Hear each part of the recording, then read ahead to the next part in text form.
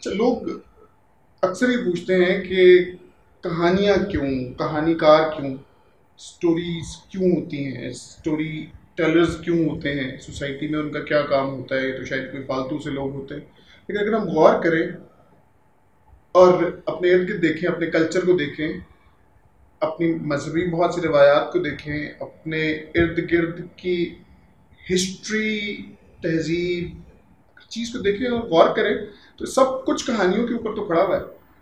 आपके कुछ किरदार हैं, कुछ तारीखी पर्सनालिटीज़ हैं जिनकी गिर्द कहानियाँ हैं जिनको आप देखते हैं।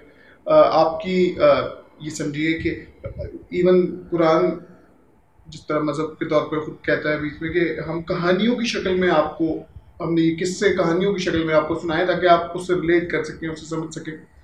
तो कहानी सुनाना एक बड़ा ज़रूरी चीज़ है। ये हमारा एक नरेटिव तय करता है। हमारी सोसाइटी का एक नरेटिव जो होता है वो ये कहानियाँ तय करती हैं कि हम एक दूसरे को कैसी कहानियाँ सुनाते हैं।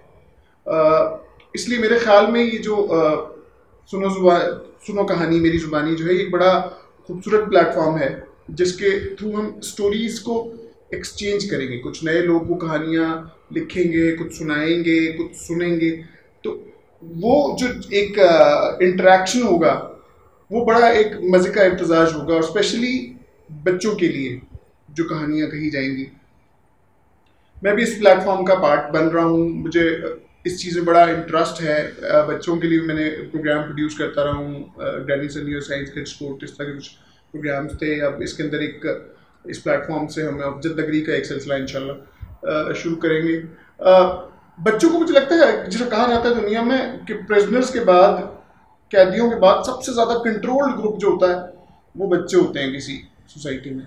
तो हम उन्हें वो एक्सप्रेशन की आज़ादी नहीं देते जो कि उन्हें देनी चाहिए। तो मुझे लगता है कि कहानियाँ आपको एक इस तरह का प्लेटफॉर्म ज़रूर देंगी जहाँ पे आपकी बहुत सारी इस तरह के इश्यूज़ पे बात भी करने के काबिल हम बच्चों को बना सकेंगे, जहाँ पे वो अपने पर प्रॉब्लम्स भी एक्सचेंज कर सकें। कई जगह पे बच्चों को कहानियाँ सुनाने का भी शायद से मौका मिल जाए।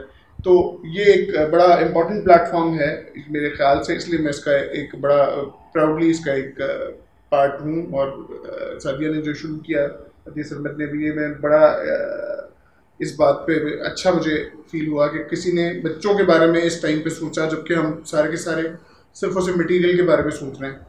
तो आप जब भी आपको मौका मिले, ये जो चीज़ें साथ साथ अपलोड होंगी और जो सेशंस होंगे आप ज़रूर सुनिए, और उससे फिर इस्तेफादा भी हासिल करें और बच्चों को भी ज़रूर सुनाएं। फिर आप देखेंगे कि उसके फ़वाइद आहिस्ता आहिस्ता आहिस्ता अगली जनरेशन तक जो जाएंगे वो टाइम के साथ खुद अपने आप को ये चीज़ साबित कर देगी।